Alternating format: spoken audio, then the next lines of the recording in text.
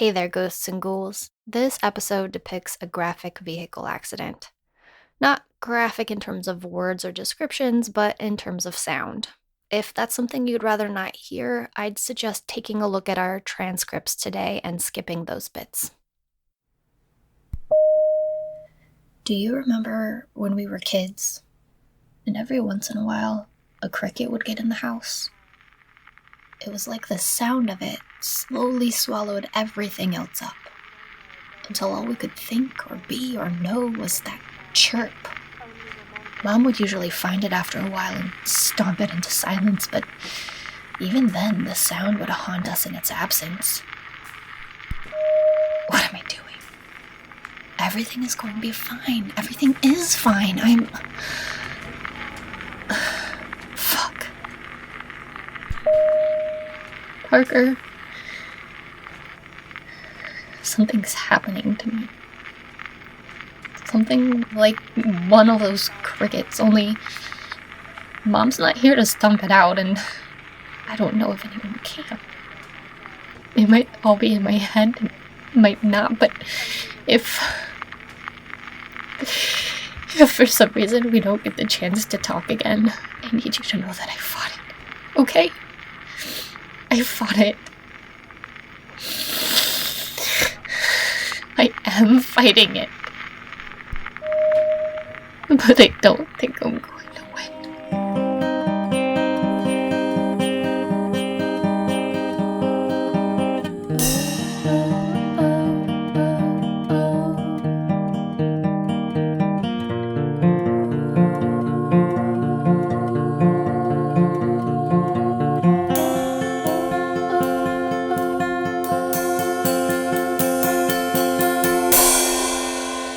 This is The Way We Haunt Now, Episode 4, The Haunting.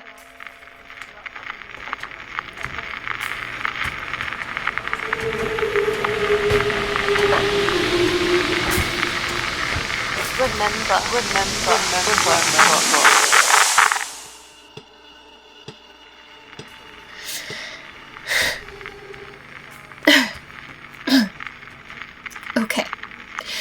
Saving as listen to this, Parker. Ridiculous anxiety brain. Now will you let me sleep?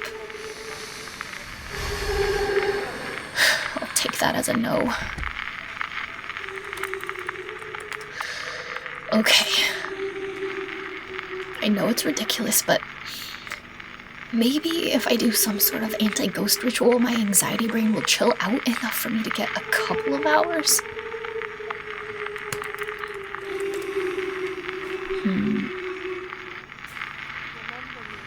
Mesopotamian anti-witchcraft rituals. No. Salt cleansing ritual? Maybe. Sounds messy. What else? Ghost-proof your apartment in 5 easy steps. Worth a fucking shot.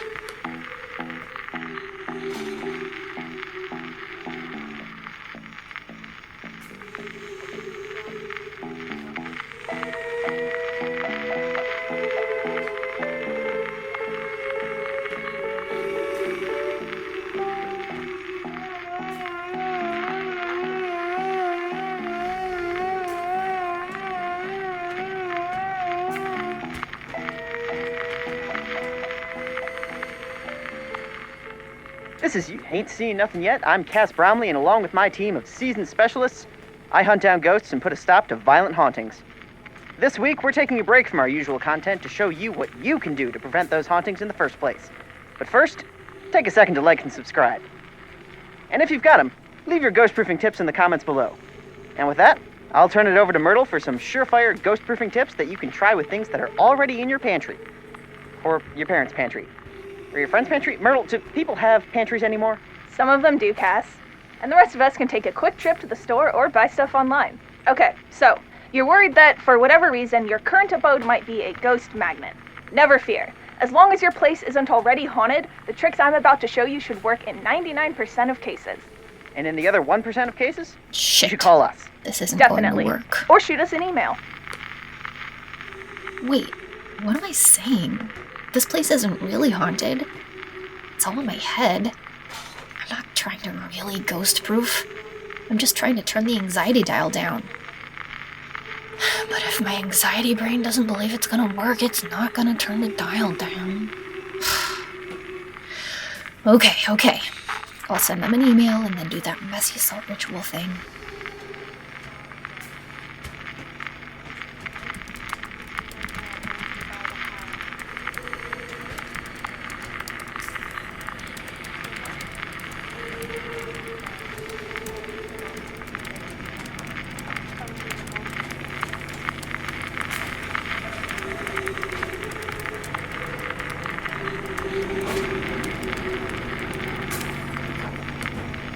Done. I hope the salt ritual doesn't take too long because I have, oh great, 2 hours to sleep. At this rate, I might as well stay up, do some dishes and some laundry. Maybe I'll be able to take a nap in my office later. TGIM? Jeez, I really have to stop talking to myself.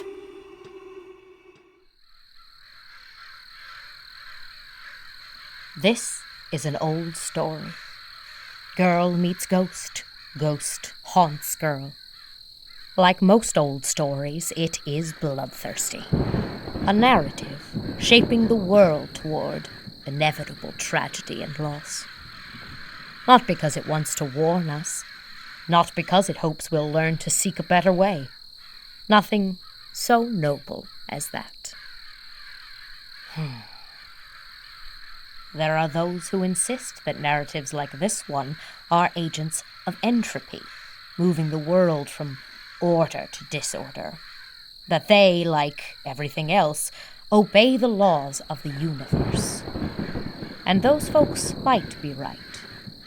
But do you know what I think? I think narratives are what give the universe its shape. I think they move from entropy to order, over and over and over again. And I know, believe me, I know, that sounds like a good thing. But it isn't. It's... Order is a shoebox with no holes poked into it. And we're the unlucky specimens captured by some amateur scientist and left to suffocate inside. When a narrative this ancient, this ugly, comes barreling toward you, the last thing you want to do is play right into its tropes. That's how it gets its hooks into you. How it sorts you into a role and kills you off, or turns you into a caricature of yourself before you even know what's happened. But how was Eulalie supposed to know that?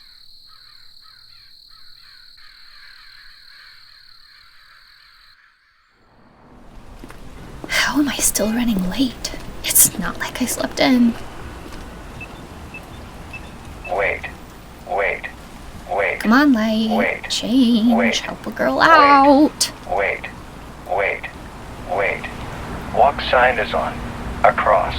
That's silent land, where you can no more hold me by the hand.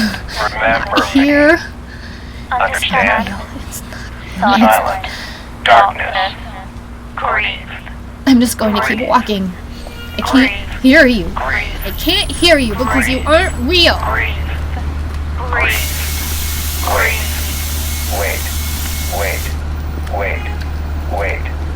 Miss! Wait! The light changed! Miss! Wait.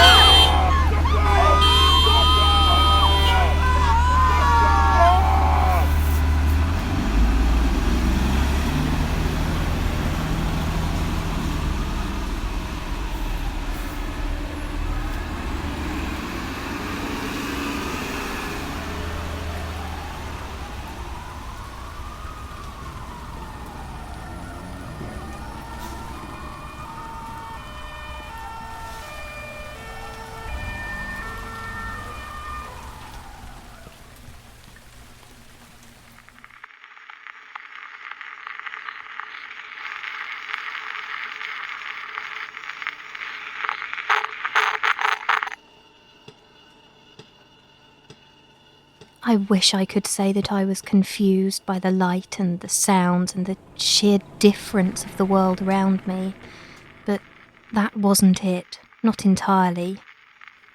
I was puzzled by lots of things, like the moving photographs in the folding metal frame the woman carried around like a book, and the beeping and whirring metal box into which she put strange food before eating it. But I knew what I was doing. I knew what I was.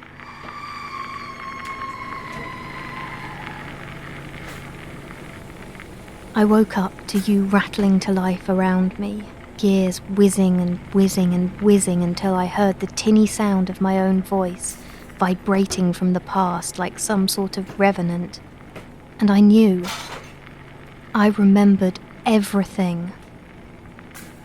It doesn't help to explain, really. It doesn't absolve me of any guilt, but I have to say it aloud. I need someone to know. And there isn't anyone really to tell but you.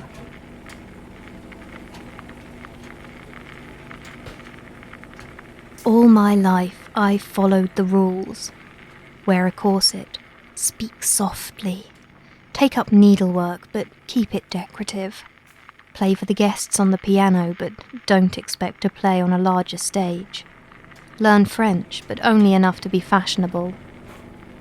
When I got sick, the rules changed, slightly. I was to stay in my bed, take my tinctures and nostrums and pills, allow the doctors to take my blood, set an example with my patience and kindness for the healthy people who deigned to visit. And always, always listen to Mama, because Mama knows what's best.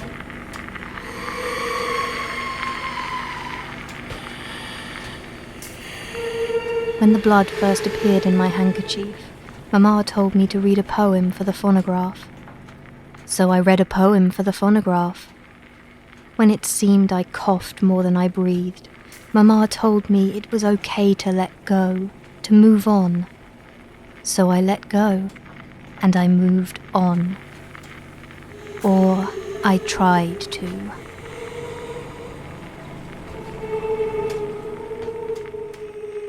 The rules are supposed to keep you safe and happy. The rules are supposed to bring you romance, love, children, fulfillment. Something to fill the aching void of adventure cauterized and possibility ripped away, gifted to one's brothers and male cousins and nephews at one's expense. The rules are that when you die, you're at peace, unless you come back. If you should be so cheeky as to return to the world of the living, there's only one thing you can do. Destroy it. Destroy whatever life you find yourself closest to. Punish whoever or whatever gets in your way. Rage until you lose yourself in the pain. And then disappear.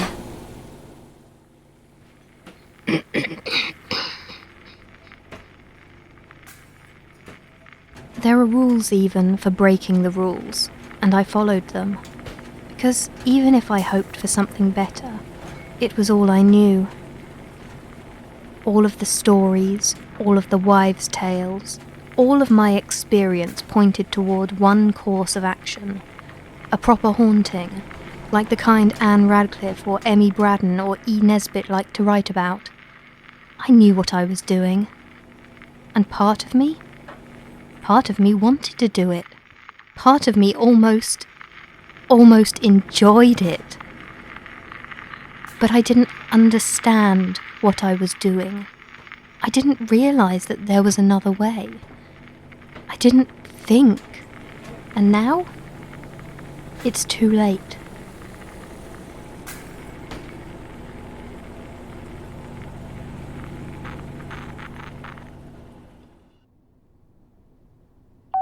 You have one new message. Ooh, someone have a new ghost for us to investigate? Oh, please tell me there's a ghost for us to investigate.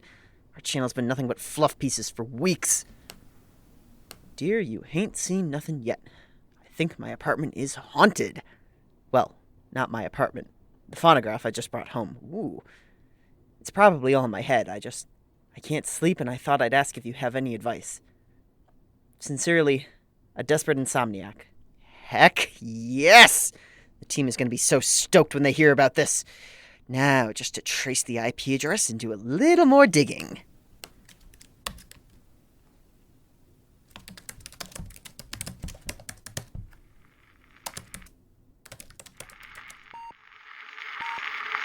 I haunted as direly as I knew how, throwing my voice into everyone and everything that would take it. And I drove the woman to distraction. She stepped into the street and an omnibus, I think it was an omnibus, only horseless, like a motor car, slammed into her and threw her back onto the sidewalk as though she were nothing more than a limp doll.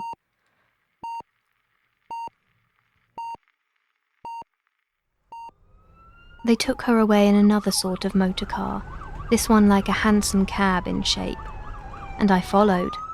I followed into a drab building full of beeping things and rushing people, machines and more boxes with moving pictures and beds with people lying in them, some crying out or tossing and turning with pain, some not moving at all.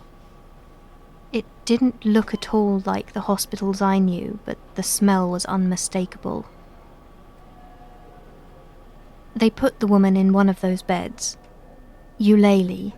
The men and women clustered around her bed called her Eulalie. One of them seemed to know her and clasped Eulalie's hand when everyone else moved away. I stayed there with her phonograph until the strange lights on the ceiling began to flicker and her breath puffed like fog into the air.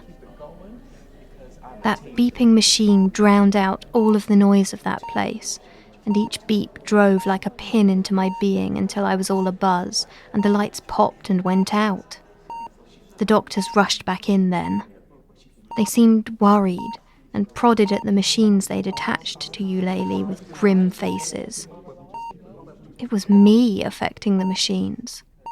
At least, I think it was. So I left. And I ended up back here in this tiny little flat where Eulalie lives. Phonograph, I did what I thought I was supposed to do. I did what I thought I'd been kept here to do. I followed the rules. So why do I feel like I made the wrong choice? Ghosts haunt people. Haunting hurts people. But I always thought that hurting must be for the best. That it was divine retribution, that it was justice, that it was a lesson for everyone else. Phonograph, what if it isn't? What if the only thing Eulalie did wrong was fix a broken machine, give voice to a sound long kept silent? What if it's not the order of things? What if it's not destiny?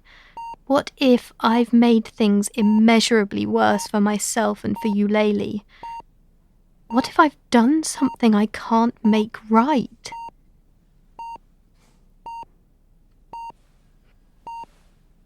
I don't know what to do.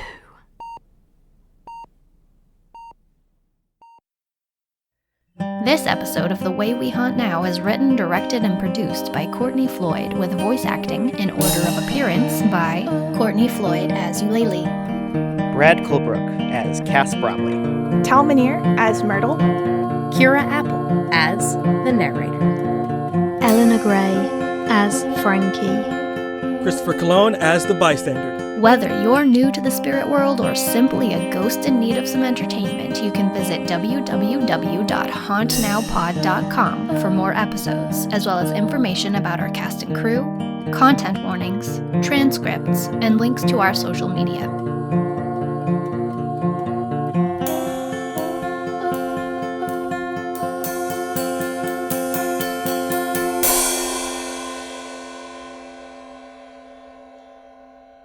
Remember to haunt responsibly.